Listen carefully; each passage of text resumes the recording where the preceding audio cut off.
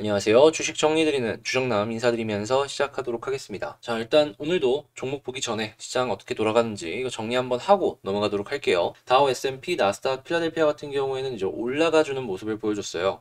FOMC 회의 결과를 봤을 때 11월부터 1200억 달러 규모의 테이퍼링을 개시하겠다라고 밝혔는데, 여기서 이제 자세한 내용을 보자면 11월, 12월 달 같은 경우에는 매달 150억 달러씩 매입 규모를 줄인 뒤 경제 전망에 따라서 나머지 같은 경우에는 이제 매입 속도를 조정할 길을 열어두었다라고 해요. 변수 자체를 이제 대응을 하겠다라는 것인데, 이 부분은 굉장히 현명하게 진행을 한다라고 생각을 하고, 일시적이다라는 표현을 유지했고, 백신의 진정과 공급의 제약의 완화로 인플레이션이 이제 하락할 것이다라고 예상을 한다라고 하는데, 공급 제약 같은 경우에는 배가 많이 없는데 이걸 단기간 내에 할 수 있겠습니까? 한국이나 중국이나 일본 쪽의 조선사에서 배가 얼만큼 빠르게 나올지 이걸 꾸준하게 지켜봐야지 인플레이션이 빠르게 완화가 될 수 있지 않을까 생각해 볼 수 있겠네요. 자, 그리고 ADP 전미 고용 보고서 같은 경우에 전월 대비 57만 1천 명 증가하는 모습을 보여주면서 예상치를 크게 웃돌았고요. ISM이 발표한 10월 서비스업 구매 관리자 지수 역시 66.7을 기록하며 사상 최대를, 이렇게 지표가 굉장히 괜찮게 보여주는 상황 속에서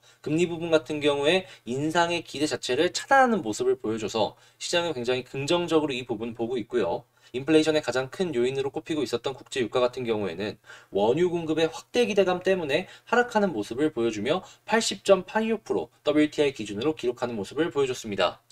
자, 그리고 채권 가격 같은 경우에는 FOMC 안도감 속에서 하락하는 모습 보여줬고요. 달러화는 혼조, 안전자산인 금 가격 역시 하락하는 모습을 보여줬는데, 지금 채권에서도 돈이 빠져나왔고 금에서도 돈이 빠져나왔잖아요. 솔직히 저는 이러한 상황 속에서 원자재 쪽으로 갈 것이다 라고 생각을 했는데, 원유가 조금 빠지면서 주식 쪽으로 다시금 일부 몰리고 있다라는 생각이 들고 있습니다.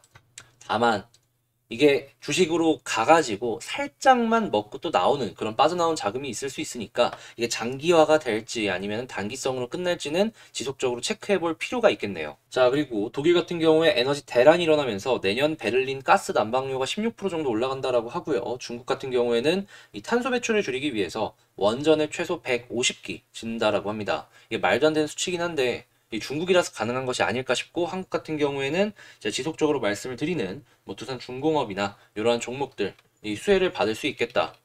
이건 어떻게 보면 트리거예요, 트리거. 중국 관련된 나라들 따라갈 가능성이 높다라는 것이죠. 그리고 원자력이 워낙 싸지 않습니까? 예, 이게 시장 경쟁력 부분에 있어서도 원전을 메인으로 이용을 하게 되면은 전 세계적으로 경쟁력을 어느 정도 확보를 하는 것도 있을 것이다라고 예상이 되니까, 이 다른 나라들이 어떤 식으로 대응을 할지는 지속적으로 지켜보면 좋을 것 같네요. 근데 이럴 때 이제 한국도 봐야겠죠. 지금 OECD 원자력 기구 사무총장이 한국 같은 경우에는 원자력이 없어갖고 탄소 중립이 어렵다라는 얘기를 했는데, 지금 야당이 원전에 대해서 굉장히 긍정적인 스탠스를 취하고 있잖아요. 이게 어떤 식으로까지 이어질지 보시면 좋겠습니다. 자, 그리고 LFT 배터리 지금 테슬라 쪽에서 먼저 쓰기 시작한다는 얘기가 나오면서 중국 쪽에서 생산 급증 얘기가 나오고 있는데, 한국 쪽과도 연관해서 보시면 좋을 것 같고요. 두산중공업 같은 경우에는 이 수소 터빈을 조기 투입한다라는 얘기가 나오고 있어요. 이 얘기는 뭐냐 하면 이 수소 시장이 본격적으로 열리기 시작을 한다라는 거니까 이것도 보시고요. 그리고 이제 미국 9월 무역 수지가 오늘 나오고 오펙 플러스가 회의를 할 예정이니까 원유랑 이런 쪽도 계속 체크해 보시면 되겠습니다. 예, 구독과 좋아요 한 번씩만 눌러주세요. 자, 그러면 본격적으로 오늘 종목 한번 보도록 할까요? 자, 이번에 가지고 온 종목은 두산중공업을 가지고 왔습니다. 일단 두산중공업 같은 경우에는 이거 제가 계속해서 말씀드렸죠. 이 위에 있으면은 정리할 거 없이 계속해서 지켜보면 된다고. 결국에 오늘 이 최대 한 12%까지도 올라갔다가 지금 9%대에 움직이고 있는 걸 확인을 할 수가 있습니다. 제 영상을 보시고 이 종목 손절을 안 하셨다라고 하면은 다시 한번 말씀드리는데, 구독 한 번 정도는 눌러주실 수 있잖아요. 좋아요는 보너스고요. 현재 어떤 뉴스가 있는지 간략하게 설명을 드리면은, 지금 중국 쪽에서 원전을 추가로 150기 정도 더 짓는다라고 합니다. 어마어마한 숫자죠. 근데 중국이 이렇게 짓는다라고 하면은 다른 나라들에서도 따라올 가능성이 높고, 특히나 원전 부분 같은 경우에는 이제 전력기 생산하는 값이 되게 싸잖아요. 산업 쪽으로 큰 영향을 줄 수가 있기 때문에 좀 경쟁하는 나라들도 여기서 뒤처지는 그런 행동은 안 할 것 같다라는 생각이 듭니다.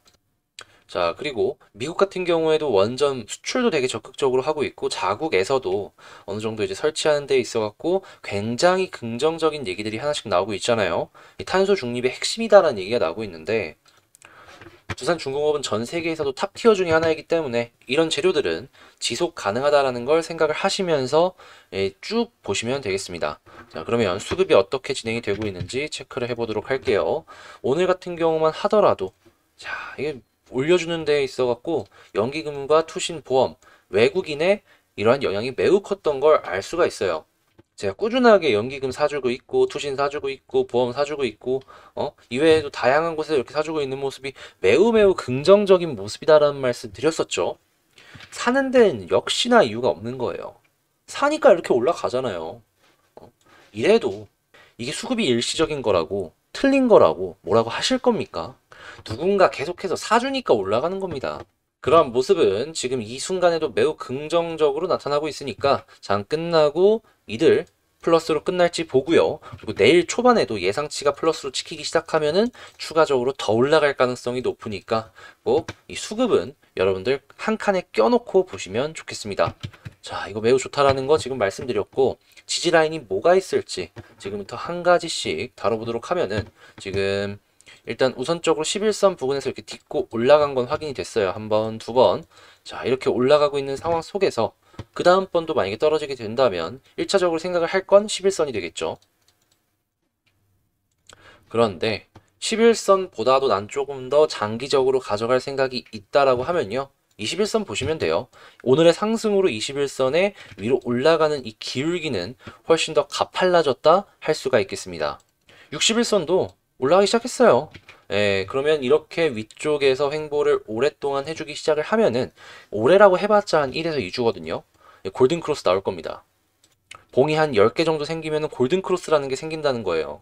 그러면 거기서 다시 한번 재차 힘을 받아서 또 올라가는 그림 기대해 볼 수 있겠죠. 두산중공업의 차트는 전형적으로 아래로 떨구면서 매집하고 발산하는 그런 그림이에요. 파동을 계산을 할 때 요렇게 1파, 2파 이렇게 계산하는 법도 있지만 요거 자체를 1파로 쳐도 돼요. 이건 끼워 맞추기 나름이긴 한데 각자 원하는 식으로 하나씩 끼워 맞춰가지고 보시면 좋을 것 같고 혹여나 1, 2로 계산하고 여기가 3파라고 하더라도 3파 시작이면 겨우 이거 오르고 끝나진 않습니다. 지금 파동의 패턴상도 매우 좋은 상황이다라는 것이죠.